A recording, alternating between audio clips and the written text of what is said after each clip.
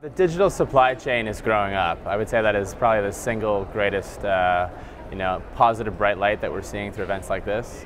Publishers are also pushing for technology changes, which are all meant to bring more trust and transparency into the ecosystem. Initiatives like IAB's ads.text started in the US, but is very much a global trend. Publishers all over the world, those that we've talked to here, are adopting it, which is awesome.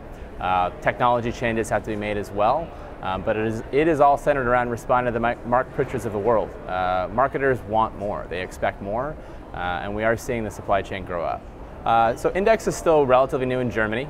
We opened up in London 2 years ago, and so we're here meeting with publishers in the UK that we now work with today, as well as prospects in Germany and markets all over Europe. It's been really eventful. We've also noticed an uptick in the buy side. I've been coming to DMEXCO for 4 years now.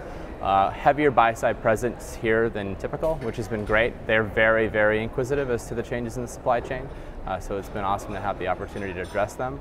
A lot of topics and conversations around GDPR. It is a big topic on everyone's minds. It has huge implications on data and identity. We're all waiting for the e-privacy regulation to be announced in the fall, and we'll be taking steps toward compliance once we have a full understanding of the consumer opt-in requirements. Even something like spoofing, it's an issue that we've heard about for over a decade. It is all too often easy today for any bad actor to penetrate the supply chain and purport to be anybody they want, purport to be huge brands. That's a problem if you're trying to create an environment of trust. We do have responses now. I think what we need are marketers to start to make bold statements like Mark is, saying things like, we will only buy authorized media. That would be a huge step forward, and I think we're starting to get there because that's going to give the teeth to the changes required to get past the trust issues that we have today.